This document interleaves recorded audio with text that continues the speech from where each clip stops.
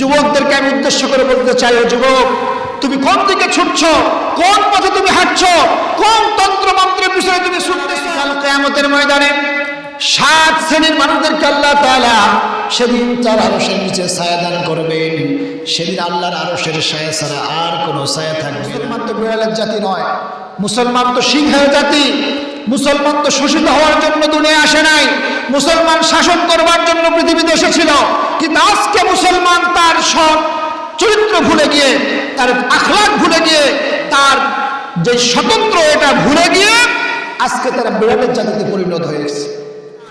যে ইমান সত্য ন্যায়ের পক্ষে সব সময় কথা বলে, যে ইমান সব জায়গায় অন্যায়ের বিরুদ্ধে রুখে দাঁড়ায়, যে ইমান দুনিয়ার কোনো প্রতিকূলতাকে ভয় পায় না, দুনিয়ার কোনো শক্তির সামনে মাথা নত করে না, সব জায়গায় সুদৃঢ়ভাবে সুউচ্চ কণ্ঠে একমাত্র আল্লাহ রাব্বুল আলামিনের তাকবীরের ঘোষণা দেয়, আল্লাহ রাব্বুল আলামিন ওই ইমানকে আল্লাহ তাআলা গ্রহণ করবেন। যে ইমান প্রয়োজনে জ্বলে ওঠে না,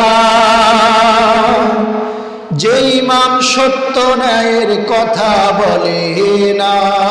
আসসালামু আলাইকুম ওয়া রাহমাতুল্লাহি ওয়া বারাকাতুহু। আউযু বিল্লাহি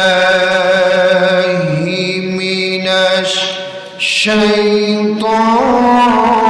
শাইতানির রাজীম।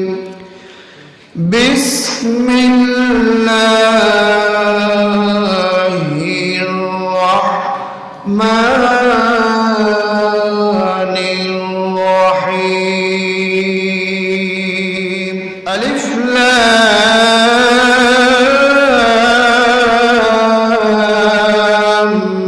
মিম।